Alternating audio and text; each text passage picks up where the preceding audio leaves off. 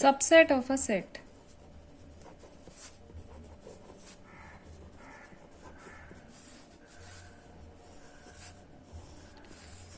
अगर एक सेट के सारी एलिमेंट्स दूसरे सेट में प्रेजेंट हैं तो हम ये कहते हैं कि पहला सेट दूसरे सेट का सबसेट है। मीनिंग, अगर मेरे पास एक सेट ए है और ए के अंदर एलिमेंट्स हैं 1 और 2, और एक सेट बी है जिसके अंदर एलिमेंट्स हैं 1, 2, 3। अगर ए, अब हम देख सकते हैं कि ए के जो दोनों एलिमेंट्स हैं 1 और 2 ये बी में प्रेजेंट है, तो हम ये कहते हैं A is a subset of B. तो डेफिनेशन में हम लिखते हैं a set A is said to be a subset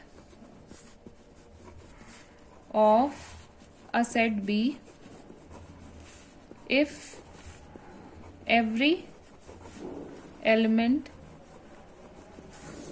of A is also an element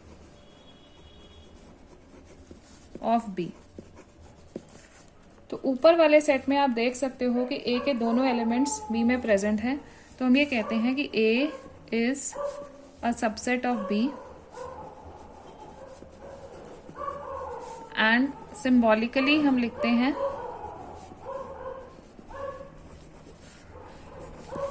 A is a subset of B. This is the symbol for subset. Okay, so we say whenever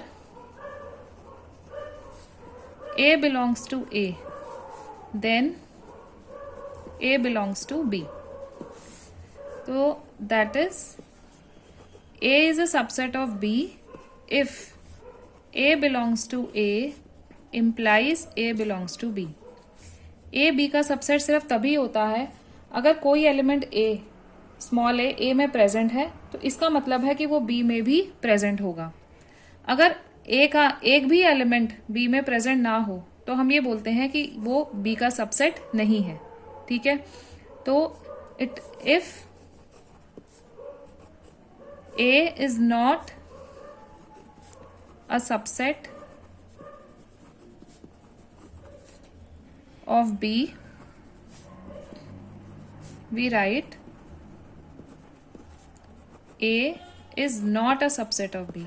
इसे हम not बोलते हैं। Subset लगा के आपने उसके ऊपर एक स्लांटिंग लाइन खींचनी है, तो this means that A is not the subset of B.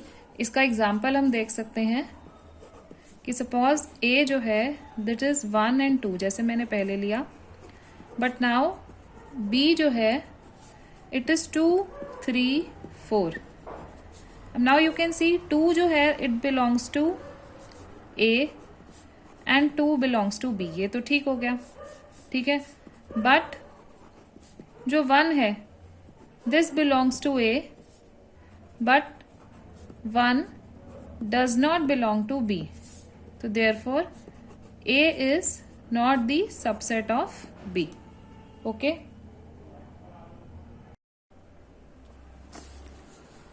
क्योंकि बी में ए के सारे एलिमेंट्स प्रेजेंट हैं, तो हम यहां पर लिखते हैं B is the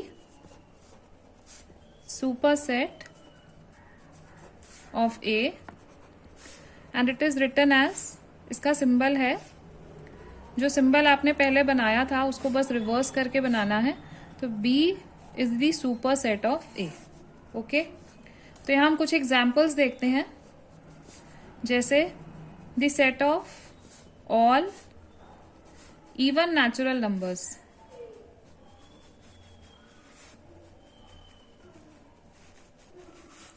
is a subset of the set of natural numbers। क्योंकि सारे इवन नेचुरल नंबर्स में ही प्रेजेंट होंगे, तो इवन नेचुरल नंबर्स का जो सेट है वो नेचुरल नंबर के सेट का सबसेट होगा, और नेचुरल नंबर का सेट इवन नेचुरल नंबर्स का सुपर सेट होगा। सिमिलरली आप ऑड नंबर्स के लिए भी लिख सकते हैं।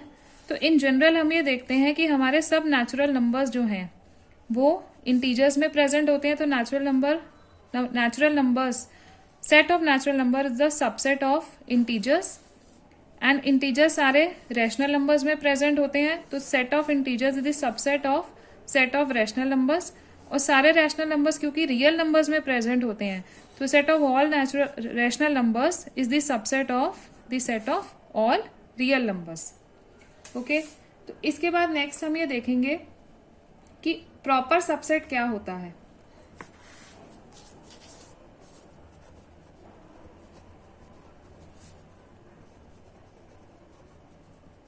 प्रॉपर सबसेट, सपोज आपका ए जो है ये बी का सबसेट है, then A is the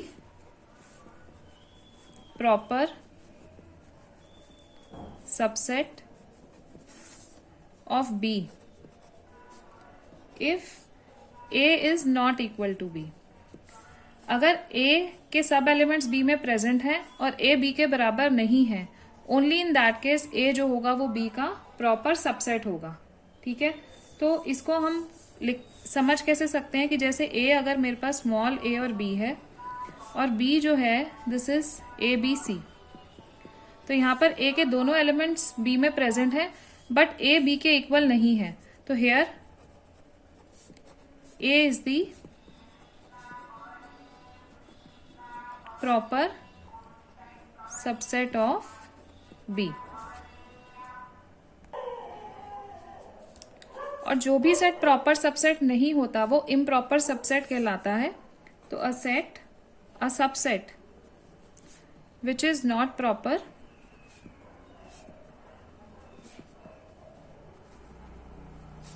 is called an improper subset।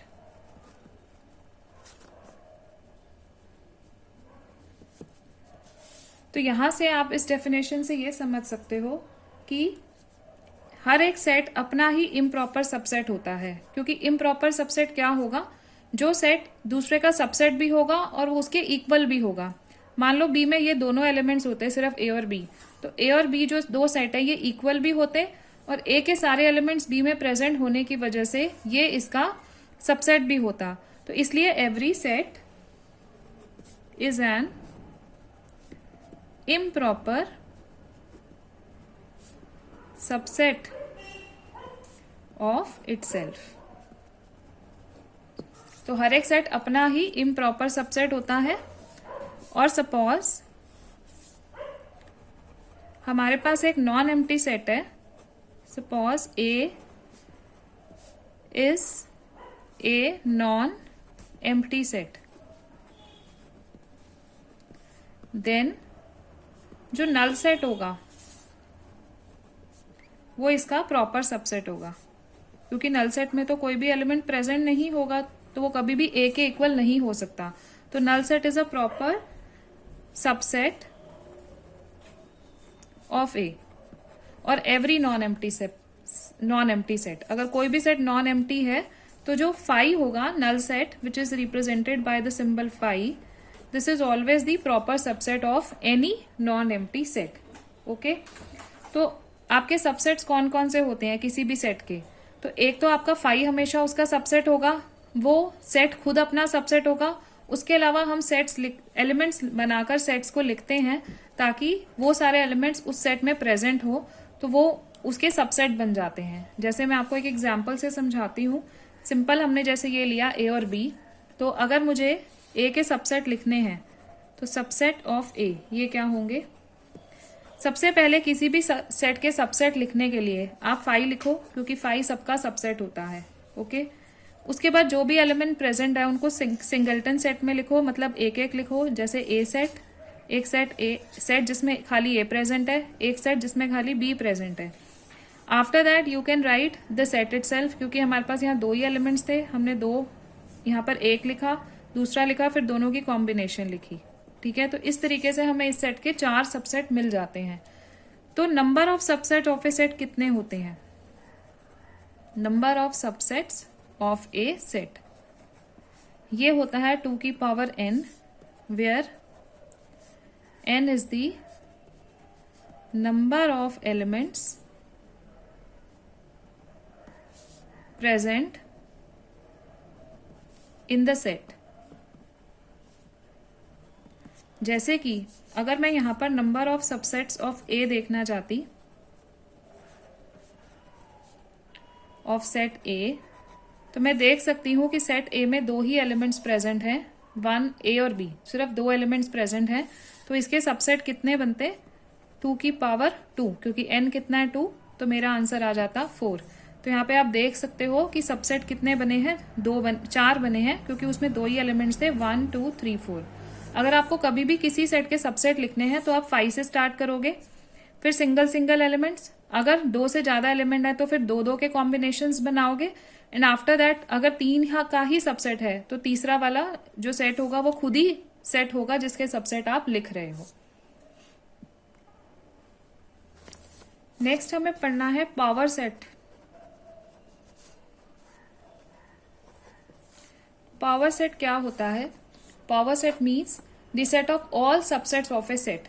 तो power set of any set, power set of any set is formed by all the subsets of that set। जैसे कि अभी मैंने आपको बताया कि आपके पास एक सेट था a, b, आपने इसके सबसेट्स लिखे थे, तो पावर सेट ऑफ a क्या होगा, उन सारे सबसेट्स का सेट। तो आपने क्या क्या सबसेट लिखे थे, 5 a b and a, b। तो इन सबको जब मैं करली ब्रैकेट में डाल दूंगी, क्योंकि सेट का मीनिंग होता है आपको सब एलिमेंट्स को करली ब्रैकेट में रखना है, तो मुझे पावर सेट ऑफ a मिल जाएगा। तो यहाँ पे आप देख सकते हो कि पावर सेट के अंदर कितने एलिमेंट्स हो सकते हैं। पावर सेट में उतने ही एलिमेंट्स हो सकते हैं जितने कि उस सेट के सबसेट होते हैं। तो number of elements of power set is equal to number of subsets of the given set। तो यहाँ हम ऐसे लिख सकते हैं कि number of elements of power set जो होंगे ये किसके इक्वल होंगे, 2 की power number of elements of A, जो कि ए में प्रेजेंट है। एन ए यहाँ किसको रिप्रेजेंट करता है, number of elements of A.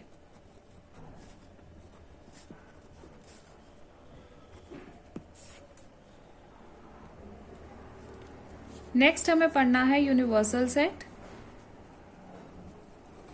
Universal set क्या होता है? जब भी हम किसी भी सेट से डील करते हैं, किसी चीज को हम स्टडी कर रहे हैं, सपोज हम नंबर सिस्टम को स्टडी कर रहे हैं या सिर्फ नेचुरल नंबर्स को स्टडी कर रहे हैं, तो हम बात करते हैं प्राइम नंबर्स की, इवन प्राइम नेचुरल नंबर्स की, ऑड प्राइम नेचुरल नंबर्स की। तो ये सारे जो सेट की हम बात कर रहे हैं, ये सब यूनिवर्सल किसी एक सेट के सबसेट हैं। ये किस सेट के सबसेट हैं, नेचुरल नंबर के सेट के सबसेट हैं। तो हम ये कहते हैं कि ये जो यूनिवर्सल सेट इस केस में होगा वो नेचुरल नंबर्स का होगा। तो बेसिकली यूनिवर्सल सेट क्या होता है, इसमें इसको हम ऐसे लिख सकते हैं, if we are dealing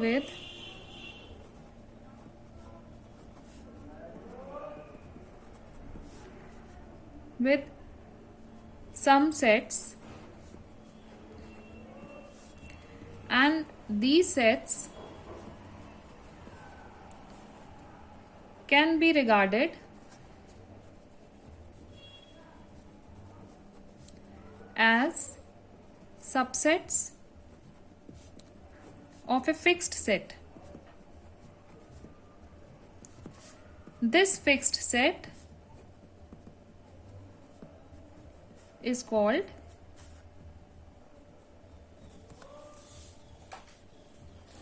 universal set, और इसे हम यू से डिनोट करते हैं, कैपिटल यू से। फॉर एग्जाम्पल इसमें आप ये देखो,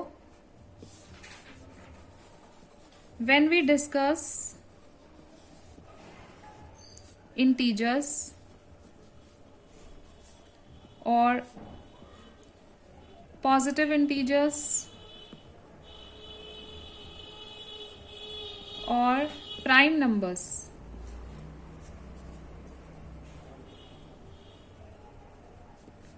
Then the universal set is या may be set of integers z. अब मैंने मे बी क्यों लिखा? क्योंकि आप यूनिवर्सल सेट को इंटीजर्स भी ले सकते हो, रैशनल नंबर्स भी ले सकते हो और रियल नंबर्स भी ले सकते हो. ओके, तो ये हुई नंबर सिस्टम की बात. बट अगर हम 2 डायमेंशनल ज्योमेट्री की बात करें और अगर हम लाइंस, ट्राइंगल्स या सर्कल्स को डिस्कस कर रहे हैं तो ये सब चीज़ें एक प्लेन में होती हैं. लाइक इस प्लेन में मैं लाइन भी ड्रॉ कर सकती हूँ, सर्कल भी और ट्राइंगल भी. इन दैट केस जो हमारा प्लेन होगा वो यूनिवर्सल सेट कहलाएगा. सो इन 2 dimensional geometry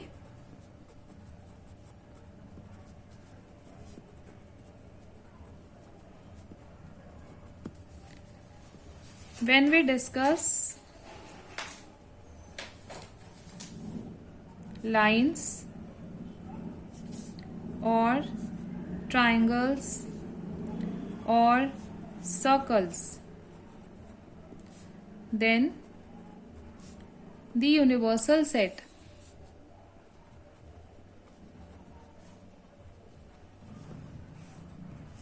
may be the plane in which these figures lie. In which these figures, meaning circles, triangles and circles lie. तो इस तरीके से ये जो प्लेन होगा इन सब के लिए यूनिवर्सल सेट हो जाएगा. इसके अलावा if we are discussing about human population, like in studying human population,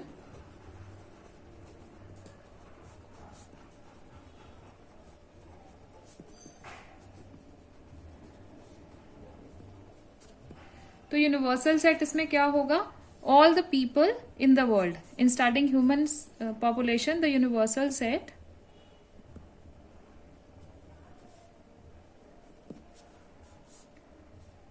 consists of all the people in the world. Suppose I am discussing about population, human population in India. तो जो world की population होगी, human population of India उसका part होगी, वो उसमें present होगी. तो in that case universal set को हम ले सकते हैं पॉपुलेशन ऑफ द वर्ल्ड, जबकि हमारा जो सेट है जिसकी हम बात कर रहे हैं वो है ह्यूमन पॉपुलेशन इन इंडिया और anywhere else in the world. Next हमको पढ़ना है intervals as subset of are.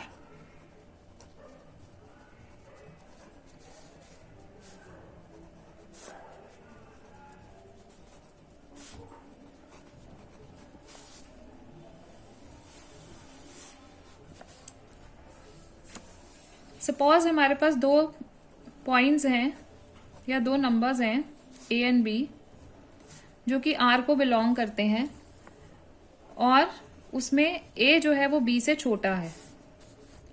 Then the set of all real numbers,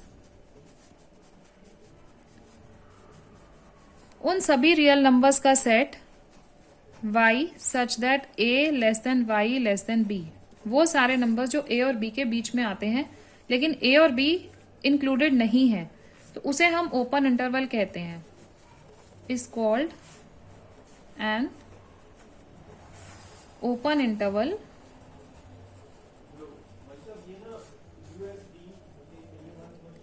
and is denoted by a, b. इसे हम ओपन इंटरवल क्यों कहते हैं? क्योंकि सारे एलिमेंट्स इसमें प्रेजेंट हैं, सिर्फ ए और बी इसमें प्रेजेंट नहीं है. मीन्स ऑल एलिमेंट्स या ऑल द पॉइंट्स जो कि ए और बी के बीच में आते हैं between a and b belong to the open interval a, b, but a and b does not belong to a, b. वो इस इंटरवल में प्रेजेंट नहीं है, इसलिए हम इसे ओपन इंटरवल कहते हैं. ओके, तो सिमिलरली हमारे पास क्लोज इंटरवल होता है जिसमें एंड पॉइंट्स भी इंक्लूडेड होते हैं. सो ये हमने किया, ये ओपन इंटरवल था. इसमें मेन कंडीशन क्या थी कि ए सब पॉइंट्स इंक्लूडेड होंगे बट ए और बी एंड पॉइंट्स जो होंगे वो इंक्लूडेड नहीं होंगे. तो ये, और क्लोज्ड इंटरवल कौन सा होता है?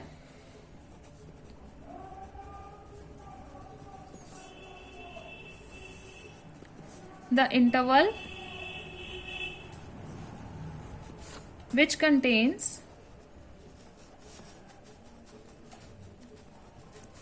the end points also, meaning ये सब प्रेजेंट तो होंगे ही, उसके अलावा एंड पॉइंट्स भी उसमें प्रेजेंट होंगे, is called closed interval and is denoted by, यहाँ पे हमारी ये ओपन ब्रैकेट थी, यहाँ हम इसे क्लोज ब्रैकेट बोलते हैं, स्क्वायर ब्रैकेट लगाएंगे ए कॉमा बी. ओके, तो इसको हम कैसे लिखते हैं? ए कॉमा बी जो है इसमें x such that a less than equal to x and less than equal to b. तो अब आपको ये, आपको सेट की ये फॉर्म आपने पढ़ी हुई है, तो आप यहाँ से देख सकते हो कि a और b के बीच के सब पॉइंट्स और a और b भी दोनों ही इस सेट के अंदर प्रेजेंट है, इसलिए जो ये इंटरवल है ये क्लोज इंटरवल है. ठीक है, तो जो ओपन इंटरवल होता है इसको जब हम नंबर लाइन पे डिनोट करते हैं तो हम ये नंबर लाइन बनाते हैं. यहाँ पर जो पॉइंट्स इंक्लूडेड नहीं है उनके यहाँ हम सर्कल्स बनाते हैं और बीच वाले पोर्शन को हम डार्क कर देते हैं. ये ओपन इंटरवल ए कॉमा बी को रिप्रेजेंट करता है. और ये जो नंबर लाइन पे है जब हम बनाएंगे तो इस पोर्शन को सपोज मैंने डार्क किया, तो यहाँ पे जो एंड पॉइंट्स हैं इन सर्कल्स को भी मैं डार्क करती हूँ, जिससे मुझे ये पता चलता है कि इसके एंड पॉइंट्स भी जो हैं वो इसमें इंक्लूडेड है. ठीक है, तो ये क्लोज इंटरवल को लिखने का मेथड है नंबर लाइन पे, ये ओपन इंटरवल को लिखने का मेथड है. इसके अलावा हमारे पास और इंटरवल भी होते हैं जो कि एक साइड से ओपन होते हैं या एक साइड से क्लोज्ड होते हैं, उसे हम सेमी ओपन या सेमी क्लोज्ड इंटरवल भी कहते हैं. फॉर एग्जाम्पल, अगर मेरे पास इंटरवल है सेमी ओपन और closed intervals,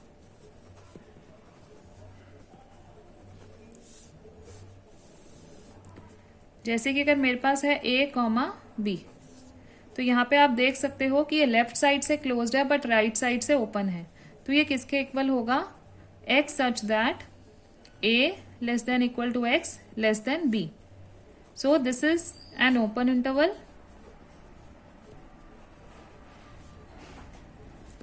from a to b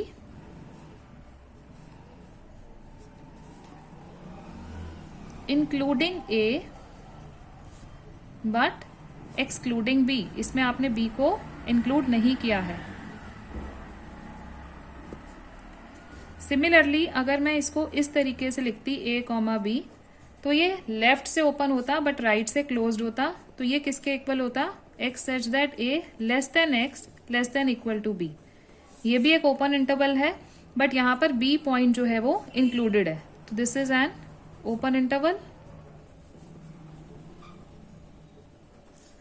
from a to b including b but excluding a. a included नहीं है इस इंटरवल के अंदर. ठीक है, तो इन दोनों को हम कैसे रिप्रेजेंट करेंगे? यहाँ पर हमारा a इंक्लूडेड है, तो a की साइड पे हमारा हम पूरा सर्कल बनाएंगे. देन यहाँ पर हम ओपन सर्कल छोड़ेंगे, ये a होगा और ये b होगा. ये a ये b, यहाँ पे मैं लिखना भूल गई, ये a b. तो यहाँ पर इस इंटरवल को आप कैसे रिप्रेजेंट करोगे? a कॉमा b और यहाँ से इसे ब्रैकेट ओपन रखोगे. जबकि इस केस के अंदर यहाँ पे a इंक्लूडेड नहीं है, तो a की जगह पे मेरे पास सर्कल आएगा और यहाँ मैं इसे पूरा फिल कर दूंगी. This is a, this is b and this is denoted as a comma b. Okay, तो इसके बाद नेक्स्ट हमारे पास है ये जो सब नंबर्स मैंने आपको इंटरवल्स बताए, ये सब फाइनाइट लेंथ के इंटरवल हैं. तो उससे पहले हम ये समझते हैं कि लेंथ ऑफ इंटरवल क्या होती है. लेंथ ऑफ इंटरवल, चाहे आपका इंटरवल क्लोज्ड है या ओपन है, लेंथ ऑफ इंटरवल हमेशा एंड पॉइंट्स को माइनस करके आती है। ओके, तो इस तरीके से अगर हम इनको देखें तो ये जो नंबर्स होते हैं जिसमें हम लेंथ को मेजर कर सकते हैं, उन सारे इंटरवल्स के लिए जिनकी लेंथ को हम मेजर कर सकते हैं उन्हें हम फाइनाइट इंटरवल्स कहते हैं। ओके, तो ये जो मैंने अभी आपको 4 इंटरवल्स पढ़ाए 1 2 3 4, तो फाइनाइट इंटरवल्स पहले कौन से हैं?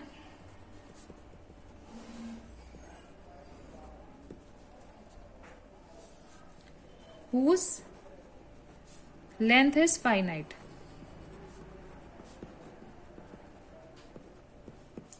So above all 4 intervals, all the above intervals are finite intervals. तो इनफाइनाइट इंटरवल्स क्या होंगे? जिसमें कोई भी एक पॉइंट आपका इन्फिनिटी होगा, जैसे यहाँ पे हो, यहाँ पे या कहीं पर भी एक पॉइंट इन्फिनिटी होगा, तो वहां हम उस सेट को की लेंथ को काउंट नहीं कर सकते, तो वो इनफाइनाइट इंटरवल कहलाता है। Infinite intervals.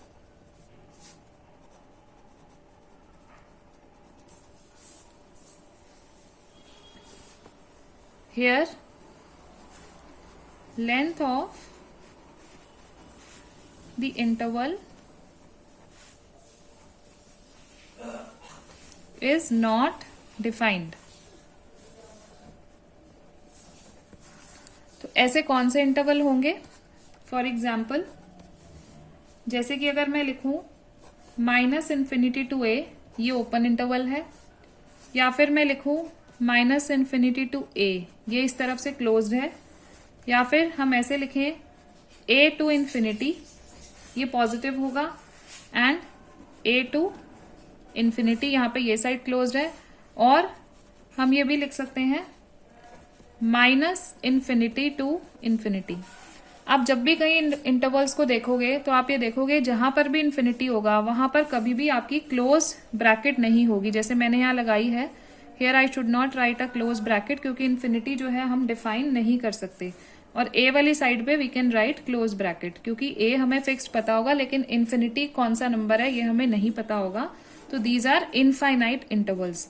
अगर हम इन्हें प्लॉट करें तो हम इन्हें कैसे करेंगे? फॉर एग्जाम्पल, अगर मैं इसे प्लॉट करती हूँ -∞ टू a को, तो ये कैसे प्लॉट होगा? यहाँ पर a इंक्लूडेड नहीं है और इन्फिनिटी तक हमें जाना है, तो ये पोर्शन सारा डार्क होगा और ये इंक्लूडेड नहीं होगा। ये किसे रिप्रेजेंट करेगा? -∞ टू a को। लेकिन अगर मैं इसे इंक्लूड कर लेती तो ये सर्कल मेरा डार्क हो जाता इस लाइन के साथ साथ, ये भी डार्क होती और ये सर्कल भी डार्क होता, उसमें ये एंड पॉइंट जो होता वो इंक्लूडेड होता। ओके, नेक्स्ट अगर मैं सिंपली a टू इन्फिनिटी लिखती जिसमें a इंक्लूडेड नहीं है, तो ये ब्रैकेट मेरा ओपन ही आएगा, क्योंकि a भी इंक्लूडेड नहीं है, ये a और ये आगे के सारे पॉजिटिव नंबर्स इसमें आ जाएंगे इन्फिनिटी तक। तो ये इंटरवल कौन सा हुआ? यहाँ पर ये a है, ये इंटरवल हो गया a to infinity, both side open, and this is your a। And अगर a इंक्लूडेड होता तो हम उसे डार्क कर देते और हम इन्फिनिटी तक की लाइन को भी हम डार्क कर देते। ओके, तो ये हम कैसे लिखते हैं? This is a included and this is infinity. Okay, तो this is your point a। तो this is the method to write these intervals on the number line. Now let us move on to examples. First of all, we have example number 9. In example 9 आपको दिया है कुछ sets दिए हैं, जैसे 5, A दिया है 1,3, सेट B दिया है 1,5,9 और सेट C दिया है 1,3,5,7,9। देन आपको फिलअप्स करने हैं।